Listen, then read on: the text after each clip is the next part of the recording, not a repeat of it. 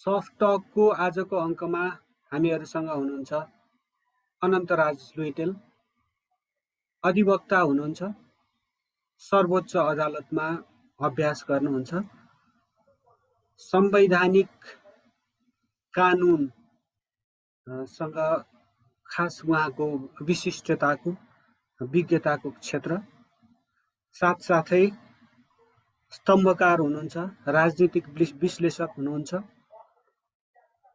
चिन्तक हुनुहुन्छ। कार्यक्रममा स्वागत छ सर यहाँलाई।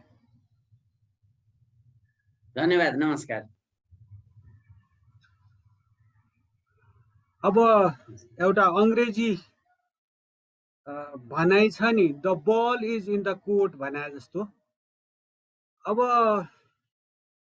के भइरहेछ, सरकारको सबै निर्णयहरू, कार्यकारीका सबै निर्णयहरू सबै सर्वोच्च अदालतमै गएर फैसला हुने अवस्था आएको हो कि क्या हो? विलकबन्दमा परियो, स्पष्ट पारिदिनुहोस्। धन्यवाद देवेन्द्रजी, यहाँले बडो समसामयिक र बडो महत्त्वपूर्ण प्रश्न राख्नुभयो। र अहिले हामी नेपाली समाजमा सम्भवतः सबैभन्दा बढ्ता कुनै विषयमा चर्चा अहिले भइरहेको छ भने यही विषयमा चर्चा भइरहेको छ। सरकार एकपछि अर्को सर्वोच्च अदालतको झापड खाइरहेको छ, एकपछि अर्को अन्तरिम आदेश पाइरहेको छ, एकपछि अर्को विवादहरू उठिरहेका छन्। संसद विघटन दोस्रो चरणमा पुगेको छ र वास्तवमा यो एउटा भनौँ न राजनीतिक एउटा प्रणाली नै अब के अवस्थामा हो भन्ने एउटा प्रश्न उठिरहेको सन्दर्भमा यहाँले यो छलफलको कार्यक्रम आयोजना गर्नुभएको छ, त्यसका लागि यहाँलाई धन्यवाद छ।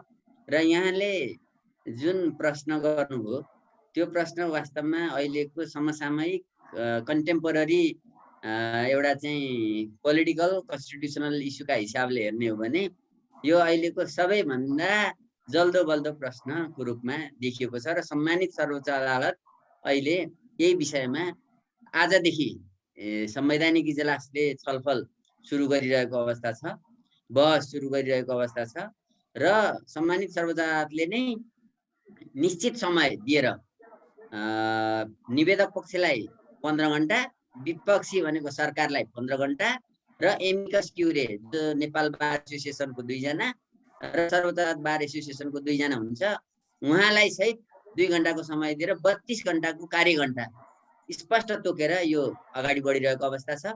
र अहिले मैले अघि नै यहाँलाई निवेदन गरेँ, अहिलेको समसामयिक एउटा राजनीतिक संवैधानिक विषयको रूपमा यो देखिएको छ र यसबाट भोलिका दिनमा कस्तो संवैधानिक प्रबन्ध हुने, कस्तो एउटा चाहिँ भनौँ न संसदीय परिपाटी हामीले अँगाल्ने भन्ने सन्दर्भमा एउटा गम्भीर प्रश्नको रूपमा यो देखा परेको छ।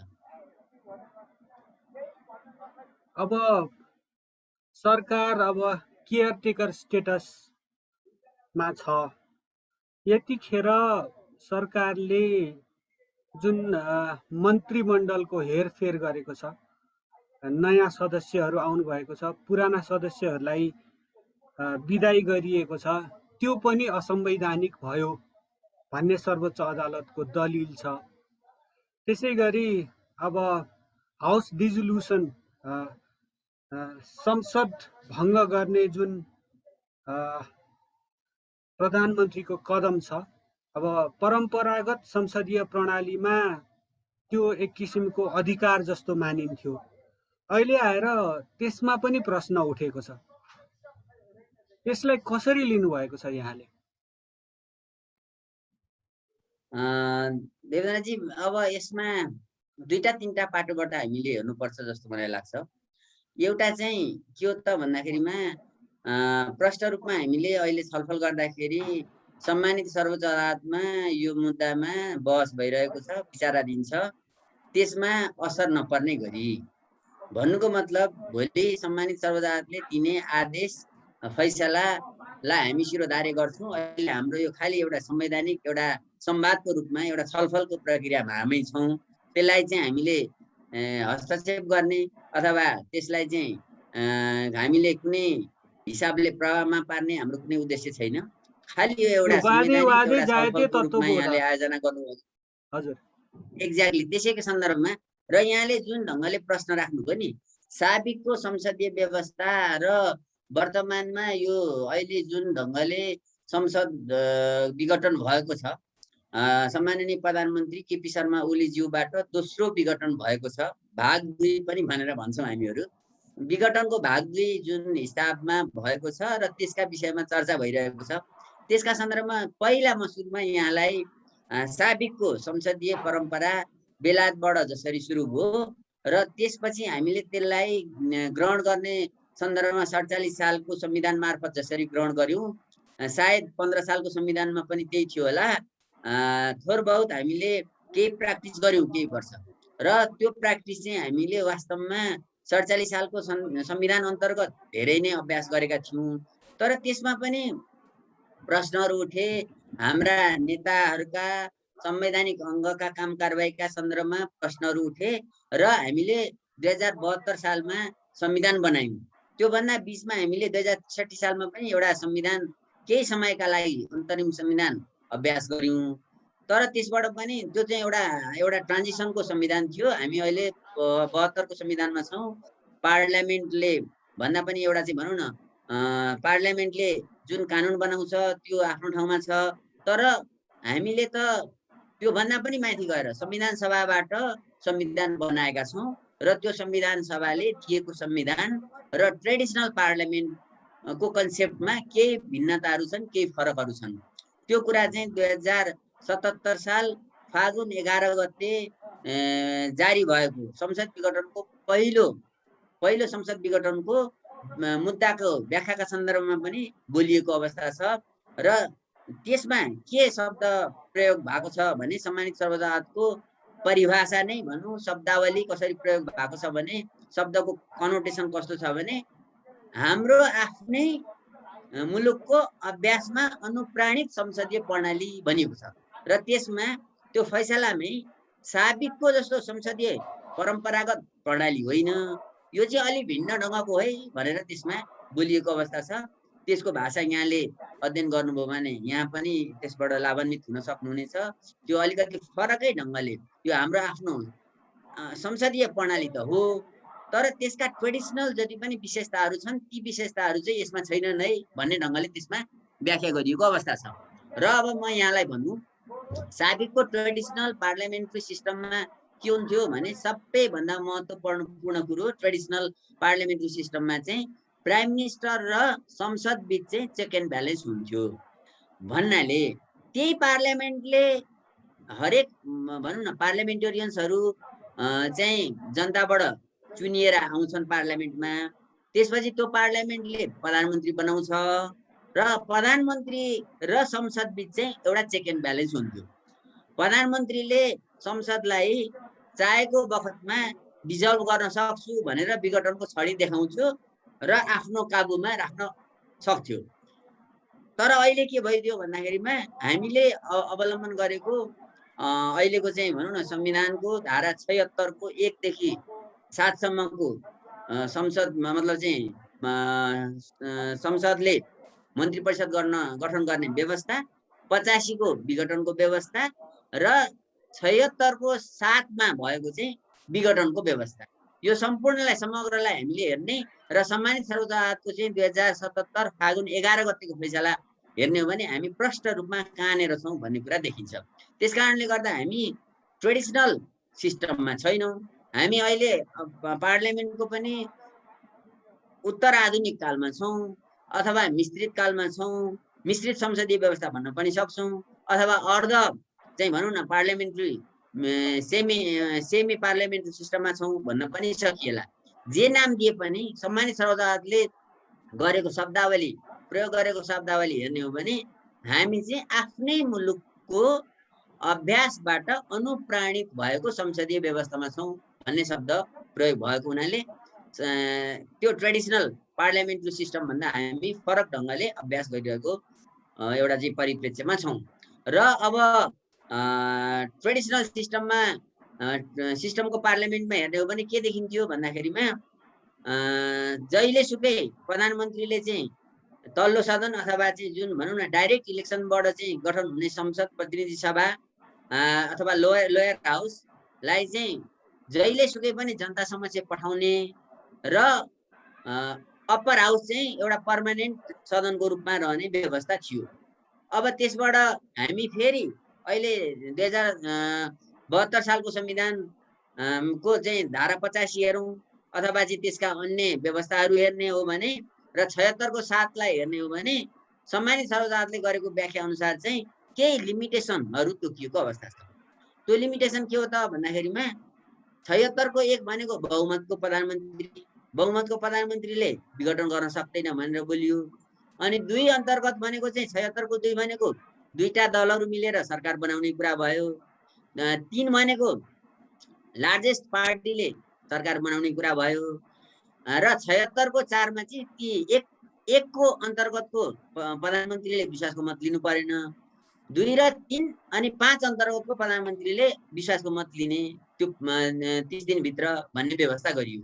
र 76 को 5 मा चाहिँ के बनियो त भन्दाखेरिमा 1, 2 र 3 76 को 1, 2 र 3 अनुसारको सरकार गठन हुन सकेन भने 76 को 5 अनुसारको सरकार चाहिँ गठन गर्नका लागि पार्लियामेन्टमा रहेको कुनै पनि सदस्यले म मेजोरिटी पुर्याउन सक्छु भनेर आधार देखाउन सक्यो, मेजोरिटी पुर्याउन सक्ने आधार देखाउन सक्यो भने प्रधानमन्त्री नियुक्त गर्न सक्नेछ भन्ने व्यवस्था चाहिँ संविधानले गर्यो।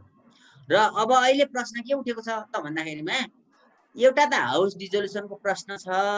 अहिले सम्मानित सर्वोच्च अदालतले विचाराधीन एउटा चाहिँ मुद्दाको रूपमा बहस सुन्न थालिसकेको छ भने अर्कोतिर 76 को 5 अनुसारको सरकार अहिले वर्तमान प्रधानमन्त्री केपी शर्मा ओली जो चाहिँ 76 को 3 को सरकारले चाहिँ विश्वासको मत लिन सक्दिन, 2 अन्तर्गतको चाहिँ विश्वासको मत लिनै मैले सकिनँ भने 3 अन्तर्गतको म विश्वासको मत किन लिन जाने, म मार्ग प्रशस्त गर्छु भनेर उहाँले ठाउँ छोडिदिनु भयो र 2078 सालको जेठको 7 गते उहाँले मार्ग प्रशस्त गरिदिए भनेर चाहिँ मैले ह्यान्ड्स अप गरेँ भन्नुभयो।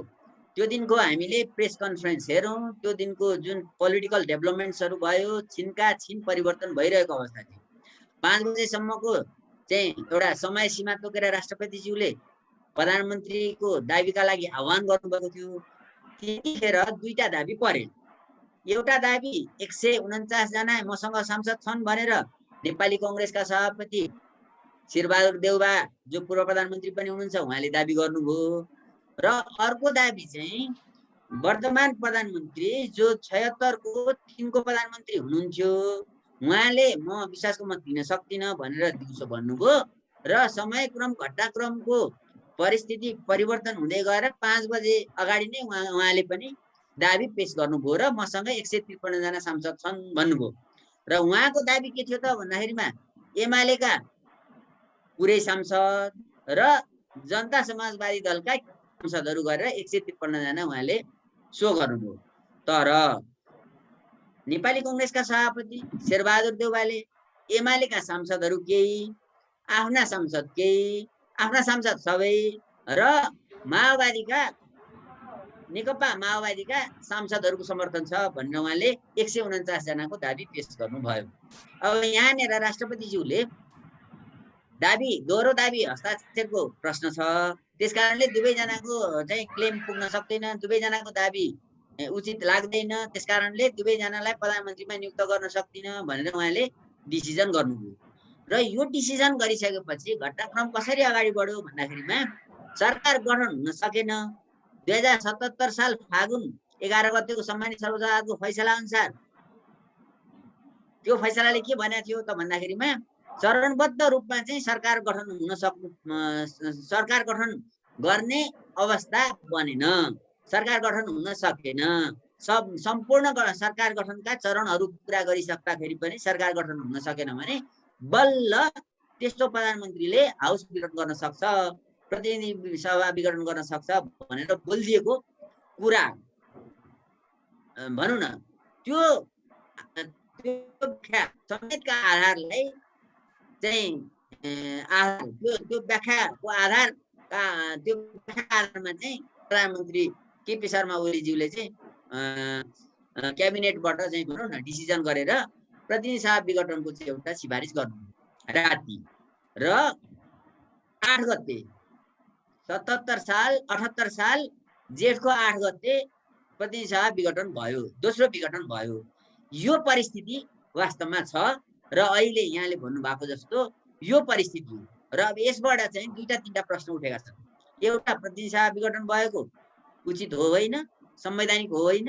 दोस्रो, राष्ट्रपतिज्यूले प्रधानमन्त्रीको रूपमा जो निवेदक हुनुहुन्छ शेरबहादुर देउबा, नेपाली कांग्रेसको सभापति, उहाँलाई घोषणा गर्नु पर्दथ्यो कि पर्दैन थियो, दोस्रो प्रश्न। र तेस्रो प्रश्न, यदि त्यो सरकार बन्न सक्थ्यो भनेदेखि कुनै पनि दलबाट त्यो दलको नीति, सिद्धान्त, निर्देशन बमोजिम चाहिँ काम गर्नुपर्ने सांसदहरूले अर्को पार्टीलाई आफ्नो दलको नेता प्रधानमन्त्रीको रूपमा चाहिँ क्लेम गरिरहेको अवस्था छ भने अर्को दलको प्रधानमन्त्री बनाउनलाई समर्थन गर्न सक्छ कि सक्दैन?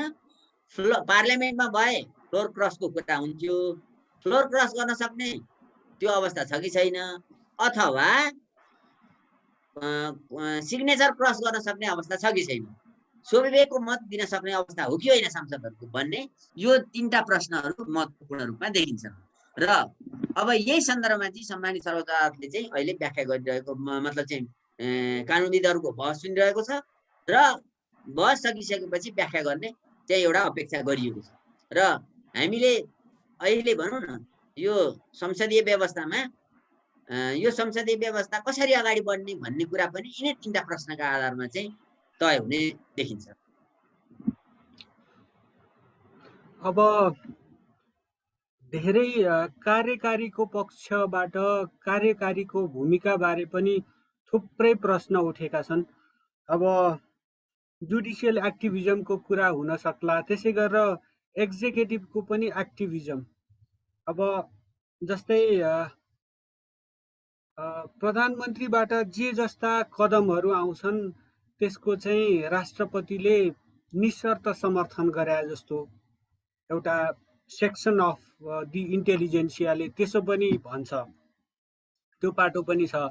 अब बहुमत सिद्ध गर्न सक्छ कि सक्दैन भन्ने डिसाइड गर्ने राष्ट्रपतिले हो कि कुनै दल विशेषले, नेता विशेषले, कि त्यो सार्वभौम संसदले गर्ने हो भन्ने कुरा पनि छ। अनि यो सरकार गठन विघटनका जे जति विकल्पहरू छन् 76 देखि 7 सम्म हो क्यारे। अब त्यो सबै एउटै प्रधानमन्त्रीले एक्जस्ट गर्ने हो कि अरूले पनि अवसर पाउनुपर्छ भन्ने कुराहरू पनि छन्। त्यस सम्बन्धमा चाहिँ यहाँको के मत छ? अहिलेको एक्जिक्युटिभले पनि आफ्नो बााउन्ड्रिज ओभरस्टेप गरेको हो कि होइन, अनि त्यसपछि सर्वोच्च अदालतको एन्ट्री भएको हो कि होइन, त्यो भन्ने ठाउँ छ कि छैन? निश्चय नै देवेन्द्रजी, पहिलो कुरा यहाँले राख्नु भएको प्रधानमन्त्रीको नियुक्ति कसरी हुन्छ, जुन 76(5) को अहिले जुन प्रश्न उठिरहेको छ त्यसको सन्दर्भमा के हो भन्ने यहाँको जुन जिज्ञासा हो, त्यसका सन्दर्भमा 76(5) लाई नै हामी आधार मानौँ। यो म पढेर यहाँलाई निवेदन गरौँ। 76(5) मा के भन्छ भने उपधारा 3 बमोजिम नियुक्त प्रधानमन्त्रीले उपधारा 4 बमोजिम विश्वासको प्राप्त गर्न नसकेमा उपधारा 2 बमोजिमको कुनै सदस्यले प्रतिनिधि सभामा विश्वासको मत प्राप्त गर्न सक्ने आधार प्रस्तुत गरेमा राष्ट्रपतिले त्यस्तो सदस्यलाई प्रधानमन्त्री नियुक्त गर्न सक्नेछ भनेर प्रष्ट रूपमा चाहिँ राष्ट्रपतिलाई नै त्यो अधिकार दिएको छ। आधार विश्वसनीय आधार भयो भने राष्ट्रपतिज्यूले नै नियुक्त गर्ने हो। त्यो उहाँको चाहिँ त्यसपछि त्यो विश्वसनीय आधार हो कि होइन भनेर उहाँ केलाउने नकेलाउने भन्ने भन्दा पनि विश्वसनीय आधार अनक्वेसनेबल विश्वास लागेन भने भएन। एक्ज्याक्टली। अब यहाँ यो 76(5) ले त्यही नै भन्छ, विश्वसनीय आधार प्रस्तुत गरेमा राष्ट्रपतिले त्यस्तो सदस्यलाई प्रधानमन्त्री नियुक्त गर्नेछ भनेर बोलिएको छ। अब यसमा कसैको सिफारिस चाहिने अथवा कुनै चाहिने भन्ने कुरा केही बोलेन। विश्वसनीय आधार देखाएपछि राष्ट्रपतिज्यूले नियुक्त गर्ने भन्ने यसमा भन्यो। अब यो विश्वसनीय मलाई लागेन भन्ने उहाँलाई अधिकार छ कि छैन भन्ने कुराका सन्दर्भमा अहिले जुन प्रश्न उठेको छ त्यसमा सम्मानित सर्वोच्च अदालतले व्याख्या गर्ला। तर मलाई एज अ स्टुडेन्ट अफ ल संवैधानिक कानुनको एउटा चाहिँ अभ्यासकर्ताको रूपमा मलाई के लाग्छ भने, एउटा अधिवक्ताको रूपमा मलाई के लाग्छ भने, कानुन रूपमा मलाई के लाग्छ भने, यसमा अरू कुनै आधार र कारण खोज्ने अथवा अन्य कुनै सिफारिस अथवा चाहिँ त्यसका सन्दर्भमा चाहिँ यसमा कुनै कुरा उल्लेख छैन र उहाँले सम्मानित राष्ट्रपतिज्यूले आधार र कारण छ कि छैन हेर्नुहुन्छ। अब आधार ठिक लाग्यो भने नियुक्त गर्ने हो। आधार मलाई यो आधार दुईटैको आधार मलाई यसपालि चित्त बुझेन। किन चित्त बुझेन भन्दाखेरिमा सिग्नेचरहरू दोहोरो परेको छन्, दलका सिग्नेचरहरू यताका उता छन्, उताका यता छन्, नेकपा एमालेका सिग्नेचर पनि देउबाको पक्षमा देखिन्छन् र ओलीकोले दाबी गरेको सिग्नेचरमा पनि जसपाका सिग्नेचरहरू यता र उता देखिन्छन्। भनिसकेपछि यसमा मलाई दुईटैको दाबी पुगेन, विश्वसनीय छैन है भनेर राष्ट्रपतिजीले भन्नुभएको अवस्था छ। त्यसमा सम्मानित सर्वोच्च अदालतले व्याख्या गरिरहेको अवस्था छ, बहस सुनिरहेको अवस्था छ, त्यसमा व्याख्या गर्छ। भन्नुको मतलब यहाँनिर के छ त भन्दाखेरिमा अब कुनै सांसदले अब 76 को 5 को बन्दोबस्ती कस्तो भएको होला भन्ने मलाई लाग्छ भने यो समग्र संविधानको अध्ययन गर्दाखेरि संविधानले के व्याख्या के बोल्छ भन्दाखेरिमा के भन्छ त भन्दाखेरिमा प्रतिनिधि सभामा दलका नेताहरूले सरकार दिन सकेनन् अथवा दुईटा दल मिलेर पनि दिन सकेनन् भने स्वतन्त्र सांसदले पनि अथवा दलको कुनै सांसदले पनि म मेजोरिटी सो गर्न सक्छु, म सरकार बनाउन सक्छु भनेर एउटा चाहिँ दाबी प्रस्तुत गर्न सक्छ भने त्यस्तो प्रधानमन्त्रीलाई पनि बनाउन सक्छ है भनेर राखिदिएको अवस्था हो। जस्तो कि यसपालि शेरबहादुर देउवाको ठाउँमा नेकपा एमालेकै वरिष्ठ नेता माधव कुमार नेपालले म माओवादीको पनि समर्थन लिन सक्छु, एमालेको पनि समर्थन लिन सक्छु र नेपाली कांग्रेसको पनि समर्थन लिन सक्छु भनेर देउबाको ठाउँमा चाहिँ आफ्नो दाबी सो गर्नुभएको भए सम्भवतः अहिलेको प्रधानमन्त्री केपी शर्मा ओलीजीलाई पनि धेरै नै गाह्रो पर्न सक्ने अवस्था थियो। त्यसकारणले गर्दाखेरि त्यस्ता बाटाहरू पनि छन् है भनेर 76 को 5 ले देखाइदिएको हो। 76 को 5 ले चाहिँ दलै नभए पनि दलको संसदीय दलको नेता भन्दैन, त्यहाँ 76 को 1 मा संसदीय दलको नेता भन्छ, व्यक्तिले पनि पाउन सक्ने भो भन्ने कुरा एउटा चाहिँ त्यो ठाउँ छोडिदिएको हो। यसको मतलब चाहिँ संसदीय परिपाटीहरू पालनै हुनु हुँदैन, सिग्नेचर क्रस पनि हुन सक्छन्, फ्लोर क्रस पनि हुन सक्छ अथवा संसदीय परिपाटीको चाहिँ कुनै त्यहाँ मतलबै छैन भन्न खोजेको होइन। संसदीय परिपाटी अन्तर्गतका अरू सम्पूर्ण व्यवस्थाहरू परिपालना गर्दा गर्दै कुनै सदस्यले संसदीय दलको नेता नै छैन भने पनि त्यस्तो सांसदले पनि मेजोरिटी गेन गर्न सक्छ, सो गर्न सक्छ भने त्यस्तो व्यक्ति प्रधानमन्त्री हुन सक्छ है भनेर भनिएको अवस्था हो। त्यसकारणले गर्दाखेरि यहाँनिर अब जुन प्रश्नहरू उठेका छन् त्यो प्रश्नका सन्दर्भमा सम्मानित सर्वोच्च अदालतले व्याख्या गर्छ नै, त्यो हामी केही दिन मात्रै पुरौँ। तर यसको यो धारा 76 को 5 को बन्दोबस्त चाहिँ प्रष्ट रूपमा के हो त भन्दाखेरिमा साबिकमा हामीले देख्यौं, जस्तो कि 47 सालको संविधान अन्तर्गत सूर्यबहादुर थापा, लोकेन्द्र बहादुर चन्दहरू पनि प्रधानमन्त्री हुनुभयो। त्यस्तै कुनै एउटा चाहिँ स्टेट्सम्यान जो चाहिँ संसदीय दलको नेता छैन, जो चाहिँ कुनै पार्टीको चाहिँ भनौँ न कुनै पार्टीको एउटा चाहिँ नेता होइन अथवा चाहिँ एउटा सांसद मात्रै छ अथवा स्वतन्त्र सांसद मात्रै छ तर पनि मेजोरिटी गेन गर्न सक्ने क्षमताको छ भने त्यस्तोले सरकार गठन गर्न सक्छु भन्छ, दाबी देखाउँछ, दाबी प्रस्तुत गर्न सक्छ भने त्यस्तो व्यक्तिका लागि एउटा चाहिँ भेन्टिलेसन, एउटा ठाउँ राखिएको अवस्था हो। अन्यथा अब यस्तै परिस्थिति रहने हो भने 76 को 2 को सरकार त बन्न सक्दैन भने 76 को 5 को त बन्न सक्ने कुरै भएन। मलाई चाहिँ त्यस्तो लाग्छ। हजुर, यस सम्बन्धमा यहाँको लेख पनि अध्ययन गर्ने अवसर प्राप्त भएको थियो।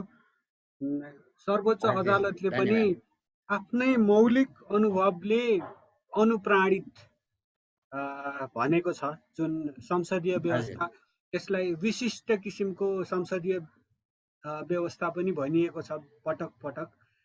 अब त्यो भनेको एउटा जनसाधारणको भाषामा कार्यकारीको अधिकार कटौती भएर अलिकति न्यायपालिकाको अधिकार, सर्वोच्च अदालत के संविधानको व्याख्याता, अन्तिम व्याख्याताको अधिकार चाहिँ अलि माथि परेको।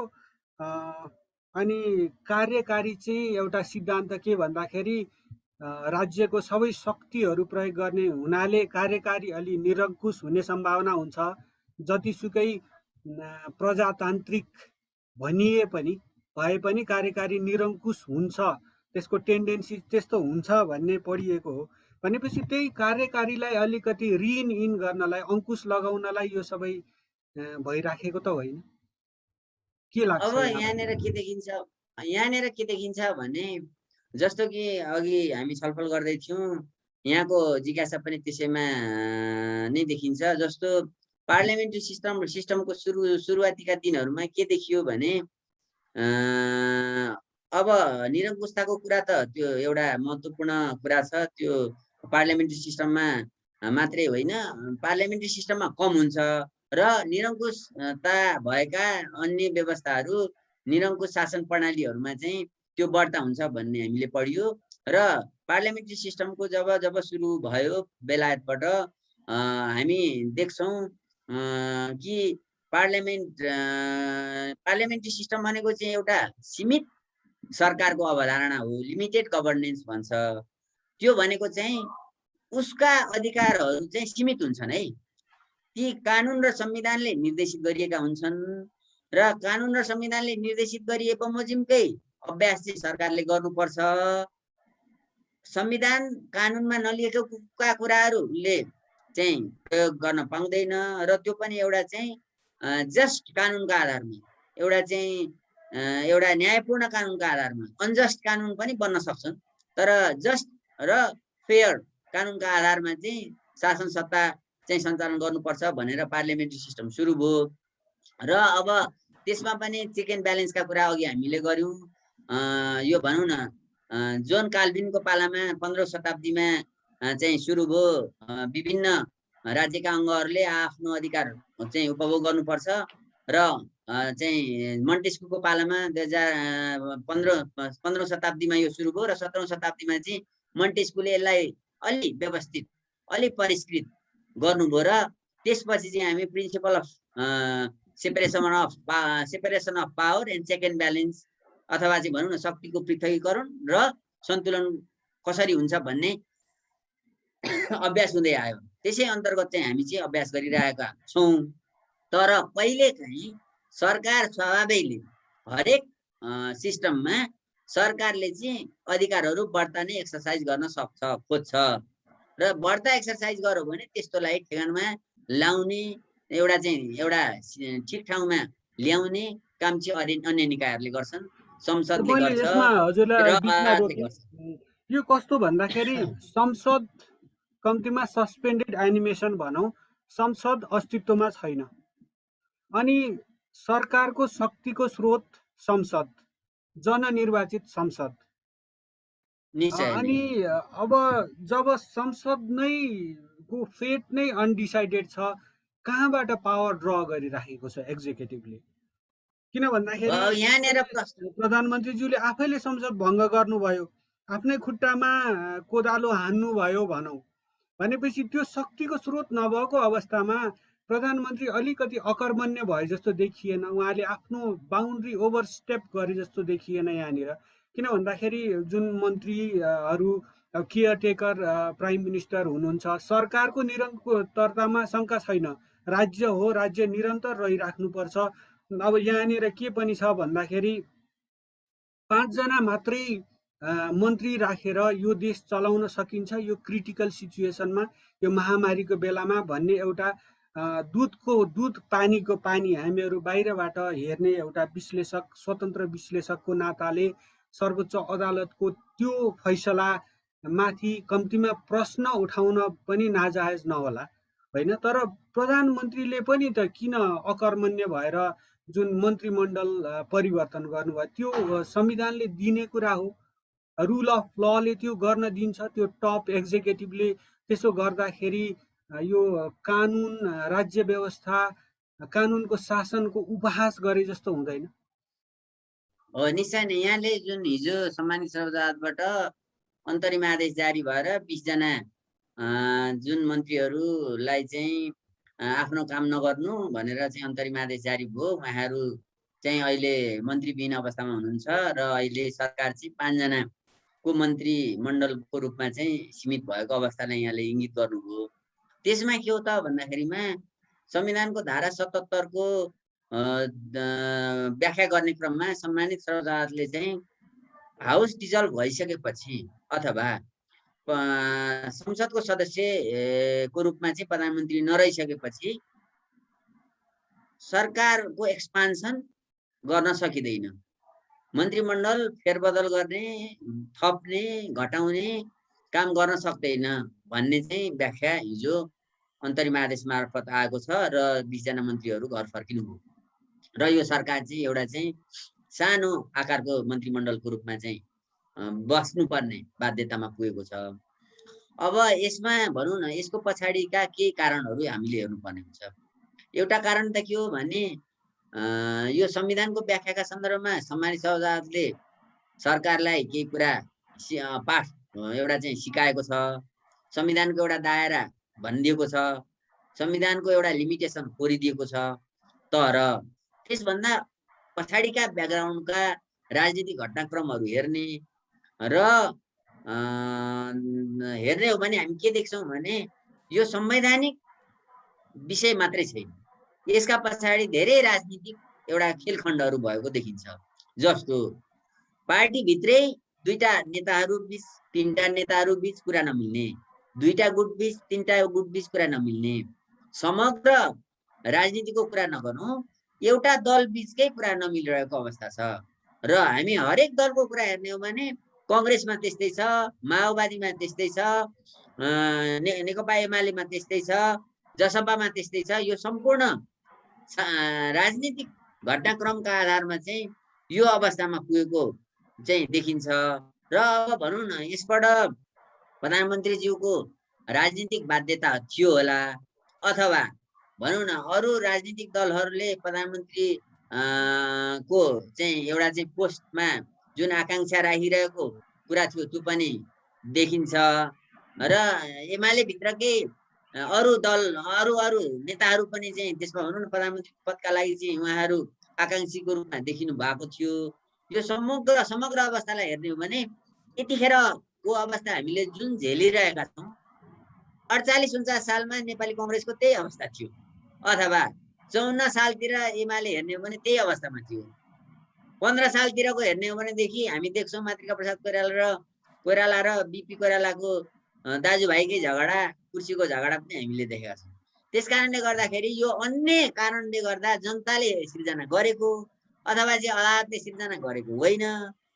वास्तविक रूपमा यो सिर्जना चाहिँ राजनीतिक रूपमै भएको हो। र अहिले अदालतको कोर्टमा, यहाँले अघि सुरुमा मलाई प्रश्न गर्नुभएको थियो, अदालतको कोर्टमा पुगेको छ, अदालतमा चाहिँ यो पुगेको छ र अदालतले अहिले व्याख्या गरिरहेको अवस्था छ। अब यसमा व्याख्याका दौरानमा यी समग्र कुराहरू उठ्ने भए, राजनीतिक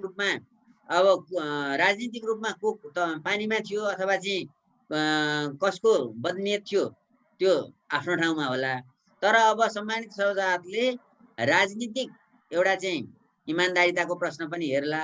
त्यो भन्दा पनि बढ्ता हेर्ने भनेको चाहिँ संवैधानिक एउटा चाहिँ इमान्दारिता, कानुनी एउटा चाहिँ व्यवस्थाको व्याख्या, विश्लेषण र संसदीय व्यवस्थाको समग्र व्याख्या गरेर चाहिँ एउटा निर्गोलमा पुग्ला।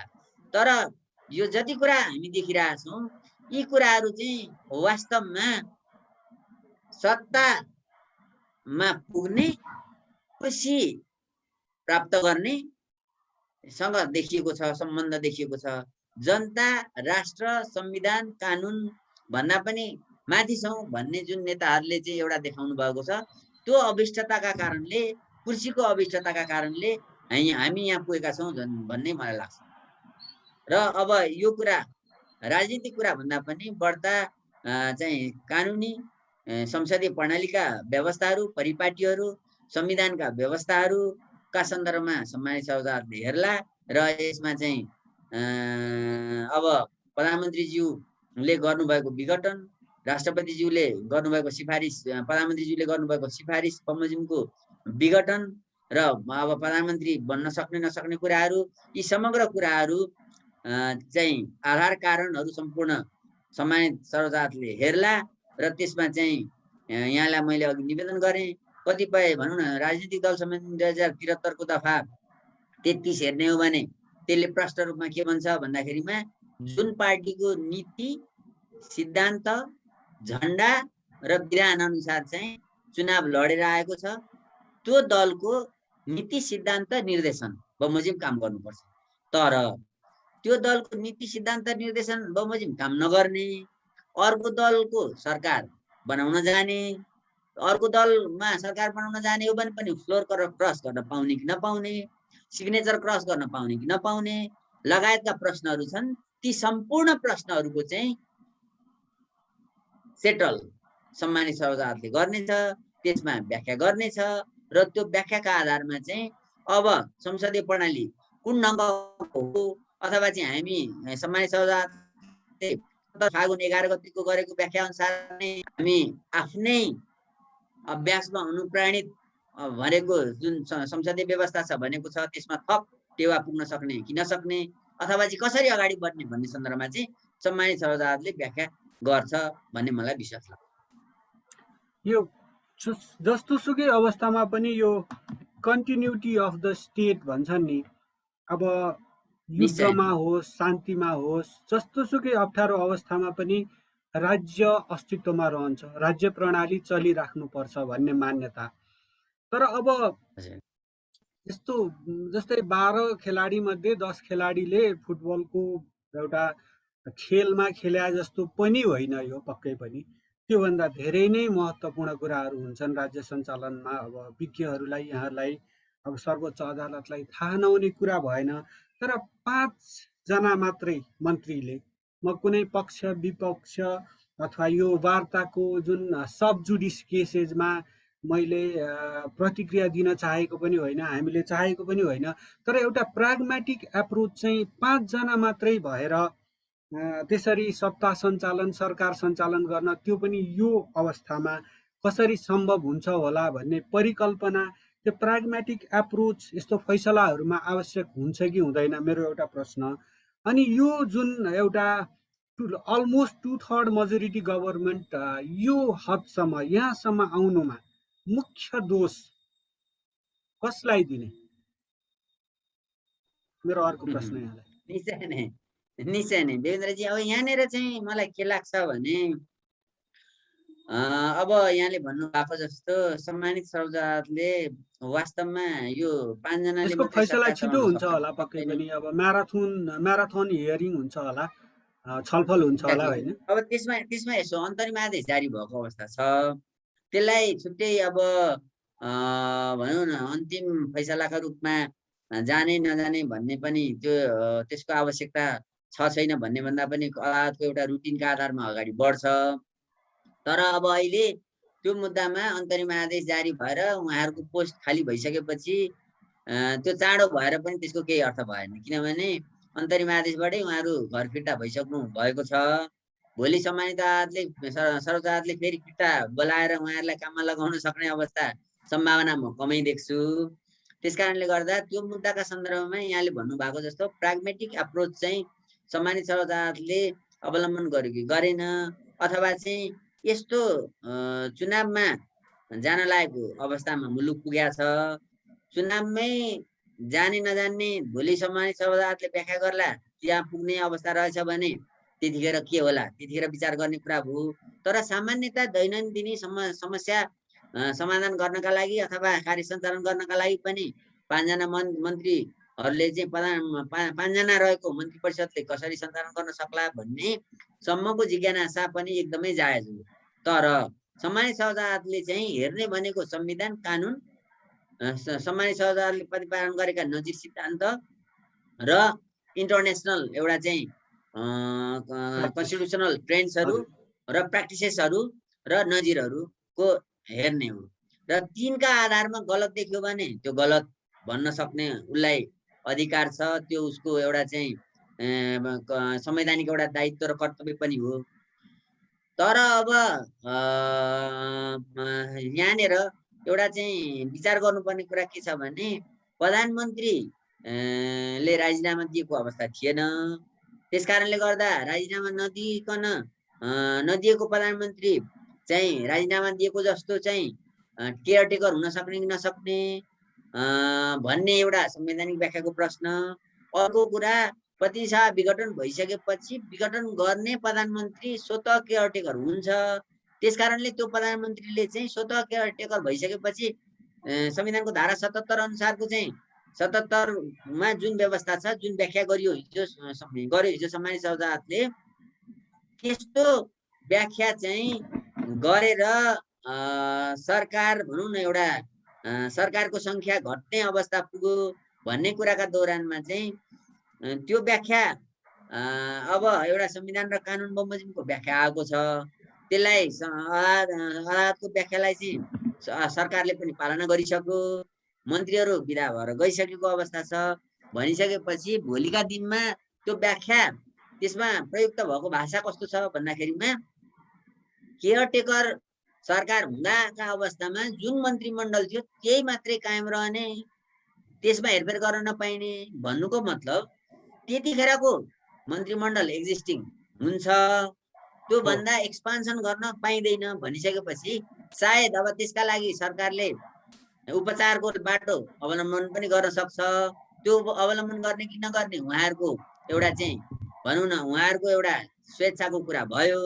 अब ती मन्त्रीहरू चाहिँ रिट निवेदन लिएर गएर यो संविधानको धारा 77 बमोजिम चाहिँ सम्मानित सभाले हिजो गरेको अन्तरिम आदेश बमोजिम हामी चाहिँ काम गर्न पाऊँ भनेर रिट लिएर गयो भने त्यसमा फेरि अन्तरिम आदेश जारी होला नहोला, अथवा उनीहरूलाई काममा फर्काउन चाहिँ आदेश होला नहोला, त्यो उपाय हुन सक्छ अथवा त्यो उपाय नहुन पनि सक्छ। सरकारले यस विषयमा सोचेको हुन सक्छ अथवा चाहिँ ती मन्त्रीहरूले सोचेका पनि होलान्, त्यो एउटा उपाय हुन सक्छ भन्ने म यहाँलाई निवेदन गर्दैछु। र अर्को कुरो, अब त्यसरी क्याबिनेट चाहिँ एक्सपान्ड गर्न मिल्दैन सक्दैन भनिसकेपछि सरकारले प्रधानमन्त्रीले जतिजना क्याबिनेटका सदस्यहरू छन् ती सदस्यहरूको मोबिलाइजेसन गरेर सरकार सञ्चालन गर्नुको त विकल्प छैन, त्यो गर्न सक्नुपर्छ। र मन्त्रीले त एउटा निर्देशन दिने हो, दिनदिनैको एउटा चाहिँ आफ्नो मातहतका सचिवहरूलाई चाहिँ निगरानीमा राख्ने निर्देशन दिएर काम अगाडि बढाउने हो। अब त्यो प्रक्रिया प्रधानमन्त्रीज्यूले जति पनि मन्त्रालयहरू उहाँका मातहतमा छन् र अरू मन्त्रीका मातहतमा छन् तिनीहरूलाई एक्टिभेट गरेर सक्रियताका साथ चाहिँ अगाडि बढाउन सक्ने हो भनेदेखि तिनबाट पनि काम लिन नसकिने चाहिँ होइन। तर मन्त्री हुँदा जस्तो इफेक्टिभ हुन्छ भन्न सक्ने कुरा रहेन। तर पनि अब परिस्थिति र बाध्यता अनुसार सम्मानित सभाको आदेश अनुसार जुन एउटा परिस्थिति एउटा सिर्जना भएको छ त्यो परिस्थितिलाई आत्मसात गरेर स्वीकार गरेर अगाडि बढ्नुको विकल्प छैन। र अब त्यसबाट कतिपय भनौँ न व्यावहारिक समस्याहरू आउन सक्छन्। ती व्यावहारिक समस्याहरूलाई चाहिँ भोलिका दिनमा उपचारको बाटो खोज्ने हो भने सम्मानित सभाले ल तिमीहरू त्यतिखेरको अवस्थामा जति मन्त्रीहरू थियो तिमीहरूले काम गर्न सक्छौ भनेर व्याख्या गर्नेदेखि त्यसबाट निकास आउन सक्ने पनि हुन सक्छ। तर त्यो सम्भावना चाहिँ मन्त्रीहरू घर गइसकेका मन्त्रीहरू जो प्रधानमन्त्रीले नै घर पठाइसकेका मन्त्रीहरू हुन्, ती मन्त्रीहरू फेरि आएर सम्हालेर क्याबिनेट चाहिँ मा एउटा बस्न सक्ने अवस्था हुन्छ जस्तो चाहिँ मलाई चाहिँ कमै सम्भावना मलाई लाग्छ। अब राजनीति सबै समाजको देशको सबै क्षेत्रलाई नेतृत्व दिने हुनाले नै नीतिहरूको राजा भनेरै राजनीति भनिएको। अलिकति अकर्मण्य धेरै धमिलो भयो राजनीतिक खेल। अनि अब यो व्यवस्था, यो जुन राजनीतिक व्यवस्था जनताले सङ्घर्ष गरेर रगत पसिना बगाएर ल्याएको व्यवस्था माथि नै प्रश्न चिन्ह लागिराखेको अवस्था छ, अलोकप्रिय हुँदै गएको अवस्था छ। अन्त्यमा यो सर्वोच्च अदालतबाट जुन छलफल चलिराखेको छ, सर्वोच्च अदालतबाट जुन आदेश आउला त्यसले चाहिँ यो व्यवस्था को दीर्घ जीवनको लागि बाटो खोल्ला कि हामी यो व्यवस्थाको यो राजनीतिक व्यवस्थाको अन्त्यतिर आइपुगेर अर्को अनिश्चयको चरणमा प्रवेश गर्दैछौँ, कस्तो लाग्छ यहाँलाई? दोबाटोमा त पक्कै उभिएका होला हामी। हजुर, देवेन्द्रजी यहाँले महत्त्वपूर्ण प्रश्न गर्नुभयो। अब राजनीतिक व्यवस्था कस्तो छ भन्ने सन्दर्भमा छलफल गर्ने हो भने अहिले हामी जुन एउटा चाहिँ व्यवस्थामा छौँ, जुन एउटा राजनीतिक परिपाटी हामीले एउटा एउटा भनौँ न अचिभमेन्टको रूपमा चाहिँ प्राप्त गर्यौँ। लामो एउटा चाहिँ भनौँ न संसदीय अभ्यास, राजनीतिक दलहरूका सङ्घर्ष र सम्मानित सर्वोच्चले यहाँले राख्नु भएको सेकेन्ड प्रश्नका सन्दर्भमा राजनीतिक दलका सन्दर्भमा अथवा चाहिँ भनौँ न कतिपय राजनीतिक एउटा चाहिँ गलत राजनीतिक मोटिभ राखेर गरेका कामहरूलाई पनि करेक्सन गर्दै त्यसबाट नजिर सिद्धान्तका रूपमा प्रतिपादन भएर आयो र तिनलाई तिनको समग्र एउटा चाहिँ एकुमुलेटेड एउटा रिजल्टको रूपमा हामीले यो चाहिँ 2072 सालको संविधान प्राप्त गरेका छौँ र त्यो संविधानको प्रस्तावनामा हेर्ने हो भने बहुदलीय संसदीय गणतन्त्रात्मक एउटा चाहिँ व्यवस्था हामीले प्राप्त गरेका छौँ र त्यो एउटा अचिभमेन्ट थियो। संसदीय व्यवस्थाका जति पनि चाहिँ परम्पराहरू हुन्, ती राम्रा परम्परा समेतका आधारमा चाहिँ यो प्राप्त गरेको अवस्था छ। तर यसमा पनि एक्सर्साइजहरू पुरानै दोहोरिए। अब ती पुराना दोहोरिए भनिसकेपछि सम्मानित सर्वोच्चले योभन्दा अगाडिका जस्तो भनौँ न 47 सालको संविधान अन्तर्गतको सम्मानित सर्वोच्चको भूमिका हेरौँ, 63 सालको चाहिँ अन्तरिम संविधान अन्तर्गतको भूमिका हेरौँ, त्यसमा शाही आयोग यहाँले समग्र रूपमा चाहिँ यहाँले विश्लेषण गर्नु भएकै अवस्था छ र त्यतिखेर जति पनि चाहिँ भनौँ न अधिकारहरू, जनताको अधिकारहरू कर्टेल गर्न खोजेका थिए, जति पनि भनौँ न मिडियाका राइट्सहरू कर्टेल गर्न खोजेका थिए, ती सम्पूर्ण रेस्टोर गरेर अदालतले एउटा अभिभावकको भूमिका निर्वाह गरेको छ र गर्छ भन्ने मलाई विश्वास लाग्छ। जहाँ तक संविधानको एउटा चाहिँ प्रश्न छ, यो संविधान र राजनीतिसँग जोडिएका जति पनि प्रश्नहरू छन्, ती प्रश्नहरूमा सम्मानित सर्वोच्चले दिने आदेश, फैसला र व्याख्याको कुरो सबैलाई सर्वस्वीकार्य हुनुपर्छ। कसैले मलाई चित्त बुझेन म पालना गर्दिनँ भन्न पाउँदैन, चित्त नबुझाउन सक्छ, पालना गर्नै पर्छ। त्यो एउटा चाहिँ संवैधानिक कर्तव्य र बाध्यता हो। तर अब जति पनि राजनीतिक एउटा चाहिँ खिचातानीका रूपमा चाहिँ प्रश्नहरू उठेका छन्, केही प्रश्नहरू संवैधानिक प्रश्न छन्, केही राजनीतिक प्रश्नहरू छन्। ती राजनीतिक प्रश्न र संवैधानिक प्रश्नलाई छुट्याएर सम्मानित सर्वोच्चले चाहिँ अहिले निर्क्युल दिनुपर्ने अवस्था छ। र अब यहाँनिर के देखिन्छ भने अब प्रधानमन्त्रीज्यूले 76 को 4 को चाहिँ प्रक्रिया पुरा गर्न जानु पर्थ्यो पार्लियामेन्टमा, उहाँ जानु भएन। मैले मार्ग प्रशस्त गरिदिएँ भनिसकेपछि अरू दलका नेताहरूले त्यो कुरालाई स्वीकारेर त्यो प्रक्रियामा भाग लिनुभयो। भाग लिइसकेपछि के भयो त भन्दाखेरिमा राष्ट्रपतिज्यूले दुईटैलाई अस्वीकार गर्नुभयो, तिमीहरू दुवैजनाको दाबी पुग्दैन भनिदिनु भयो। त्यसपछि यो प्रश्न उठेको देखिन्छ। त्यतिखेर नै यो असंवैधानिक छ, पार्लियामेन्टमा टेस्ट हुनुपर्ने कुरा, पार्लियामेन्टमा जानुपर्ने कुरा, संविधानको धारा 76 को 4 ले प्रष्ट रूपमा पार्लियामेन्टमा एक्सर्साइज गर्नुपर्ने कुरा हामी बाहिर गर्दैनौँ भन्न सक्नु पर्थ्यो, उहाँहरूले गर्नु भएन। अब यहाँनिर यो कति संवैधानिक प्रश्न, कति राजनीतिक प्रश्न भन्ने कुरा सम्मानित सर्वोच्चले हेर्नुपर्ने अवस्था देखिन्छ। र त्यहाँनिर प्रधानमन्त्रीज्यूको केही राजनीतिक भनौँ न इमान्दारिताको प्रश्न थियो होला, केही संवैधानिक एउटा भनौँ न संवैधानिक कर्तव्यको प्रश्न थियो होला। तर त्यो कुरा यदि गलत लाग्थ्यो भने त्यतिखेर राजनीतिक दलहरूले भन्न सक्नु पर्थ्यो, त्यो उहाँहरूले भन्नु भएन। अब परिस्थिति फड्केर धेरै माथि पुगिसकेको अवस्था छ। यस्तो अवस्थामा प्रधानमन्त्रीज्यू मात्रै होइन, समग्र दलका नेताहरू मिलेर 76 को 4 को प्रक्रियालाई ओभर चाहिँ भनौँ न बाइपास गरियो। त्यसलाई चाहिँ अब फेरि अन्डो गर्न सक्ने अवस्था छ कि छैन सम्मानित सर्वोच्चले? यो नै सबैभन्दा बढ्दा चाहिँ एउटा महत्त्वपूर्ण संवैधानिक एउटा चाहिँ सवाल बनेको अवस्था छ अहिले। र अब 76 को 4 को प्रक्रियामा जाऊ भनेर सम्मानित सर्वोच्चले भनिदियो भने स्वाभाविक रूपमा जाला होइन। अब त्यो प्रक्रिया पुरा भयो, 77 सालको फागुन 11 गते दिएको फैसला बमोजिमको प्रक्रिया पुरा गरेर संसद विघटन भएको अवस्था छ, प्रतिनिधि सभा विघटन भएको अवस्था छ। अब तिमीहरू चाहिँ इलेक्सनमा जानुको विकल्प छैन भनेर सम्मानित सभासदले भनिदियो भने स्वाभाविक रूपमा चाहिँ चुनावमा जानुपर्ने अवस्था। त्यस कारणले गर्दा यो विचाराधीन विषयका सन्दर्भमा हामीले गर्नुपर्ने कन्क्लुजन गर्नु ड्र गर्नुपर्ने अवस्था कहाँनिर छ त भन्दाखेरिमा अब दुईटा चोइस रह्यो। एउटा चोइस चुनावमा जाने कि नजाने, अर्को चोइस संसद पुनर्स्थापना हुने कि नहुने। र त्यसमाथि प्रधानमन्त्री चाहिँ जुन शेरबहादुर देउवाज्यूले चाहिँ दाबी गरेर चाहिँ सम्मानित सभासदमा रिट निवेदन दायर गर्नुभएको छ, त्यो पुरा हुने कि नहुने भन्ने प्रश्न रह्यो। त्यो तिनटामा चाहिँ सम्मानित सभासदले पार्लियामेन्टमा जाऊ भनेर राजनीतिक खेल गराइदिन पनि सक्ने ठाउँ छ, होइन चुनावमा जाऊ भनिदिन सक्ने ठाउँ पनि छ। र प्रधानमन्त्री शेरबहादुर देउवाको प्रधानमन्त्रीको रूपमा शेरबहादुर देउवाको दाबी यस कारणले पुरा हुन सक्छ सक्दैन भनिदिन सक्ने ठाउँ पनि छ। यो तीनटा ग्रे एरिया छ। त्यो ग्रे एरियामा सम्मानित सभासदले जे व्याख्या गर्छ त्यही नै अन्तिम व्याख्या चाहिँ हुनेछ, त्यो एउटा निर्णय हुनेछ।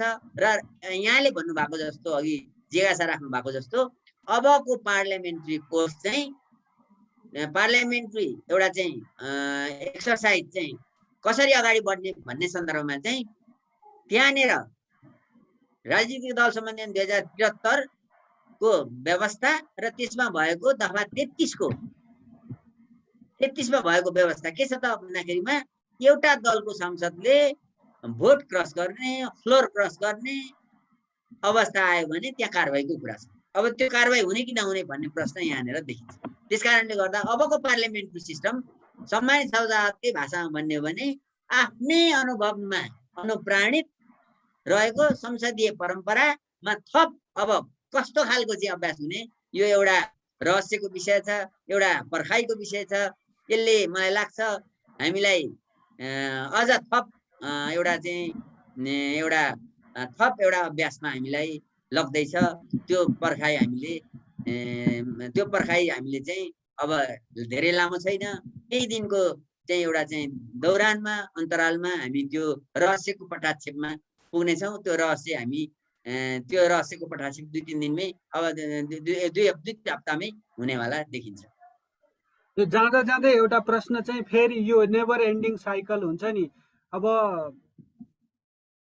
सर्वोच्च अदालतले फेरि संसद पुनर्स्थापित गरिदिने, फेरि प्रधानमन्त्रीको रूपमा पुरानै पात्रको पुनरागमन भएर फेरि संसद विघटन हुने, यो नेभर एन्डिङ साइकल चलिराख्छ कि केही निकास पाउला, के छ यो माकुराको जालो जस्तो? अब यस्तो मैले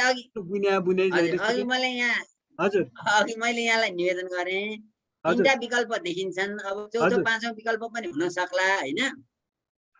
त्यसमध्ये फेरि 76 को 4 को प्रोसेस पुरा गर्नु भन्दियो भने फेरि यो साइकल दोहोरिन पनि सक्छ, होइन। 76 को 5 को चाहिँ प्रधानमन्त्रीको रूपमा शेरबहादुर देउवाको दाबी छ, तपाईलाई चाहिँ ल प्रधानमन्त्री नियुक्त गरिदिनु पर्ने अवस्था छ भनेर राष्ट्रपतिज्यूलाई परमादेश भएछ भने अब 76 को 5 ले परमादेश होला जस्तो, किन 76 को 5 को जुन मैले भने नि निवेदन गरेँ नि अघि, त्यसले परमादेश त्यहाँनिर राष्ट्रपतिज्यूलाई हुन सक्ने कि नसक्ने भन्ने त्यहाँ अलिकति ठाउँ छ। किनभने त्यो चाहिँ राष्ट्रपतिज्यूको स्वविवेकको एउटा चाहिँ स्वविवेकमा उहाँलाई आधार र कारण प्रष्ट कसैले गर्न सक्यो भने नियुक्त गर्ने भन्ने भाषा प्रयोग भएको अवस्था छ। त्यस कारणले गर्दाखेरि राष्ट्रपतिज्यूलाई परमादेश भएछ भने अथवा चाहिँ राष्ट्रपतिज्यूले 76 को 5 को प्रयोग गर्दाखेरि गलत तरिकाले गरेको हुनाले तपाईलाई नियुक्त गरिदिएको छ भनेर परमादेश दिएछ भने सम्मानित सभासदले त्यही अनुसार हुने भयो। होइन भने यहाँले भन्नुभएको जस्तो 76 को 4 को प्रोसेस फेरि पार्लियामेन्टमा गर्नुपर्ने अवस्था आयो भने पार्लियामेन्ट फेरि पुनर्स्थापना भएर राजनीतिक एउटा चाहिँ दलहरूले फेरि पनि त्यो अभ्यास गर्न सक्ने सम्भावना पनि छ। यहाँले सोध्नु भएको, जिज्ञासा राख्नु भएको शेरबहादुर देउवाको नियुक्तिको परमादेश हुने कि अथवा चाहिँ राष्ट्रपतिज्यूलाई परमादेश हुने कि अथवा सम्मानित सभासदले नै ल तपाईँलाई प्रधानमन्त्री नियुक्त गरिएको छ भनेर शपथ खुवाउन राष्ट्रपतिज्यूलाई पठाउने हो कि, त्यो पनि नकार्न सकिएन, किनभने सम्मानित सभासदको एउटा कोर्टमा एउटा क्षेत्राधिकारमा यो पुगिसकेको अवस्था छ। र अब चुनावमा जाऊ भनेर पठाइदियो भने अब स्वाभाविक रूपमा राजनीतिका खेलाडीहरू आफ्ना मतदाता समक्ष जानुहुनेछ, आफ्ना घोषणापत्र उहाँहरूले बनाउनुहुनेछ र फेरि पनि जनतालाई कन्भिन्स गर्नुहुनेछ। जनता खुसी भयो भने अथवा जनता जुन दलसँग खुसी हुन्छन् त्यही दलले सरकार बनाउला, होइन भनेदेखि यी तीनटा विकल्प मध्ये सम्मानित सभासदले एउटा विकल्पको प्रयोग गर्ला, अथवा चौथो विकल्प रहेछ भने त्यो पनि सम्मानित सभासदले हेर्ला। त्यसमध्ये जे हुन्छ, अहिले हामी सम्पूर्ण चाहिँ नागरिक, बुद्धिजीवी भनौँ, पत्रकार भनौँ, सम्पूर्णको एउटा चाहिँ ध्यान रहस्यात्मक ढङ्गले यसमा केन्द्रित छ। सफ्ट टकको लागि आफ्नो अमूल्य समय दिनुभएकोमा यहाँलाई धेरै धेरै धन्यवाद। धन्यवाद। नमस्कार। नमस्कार।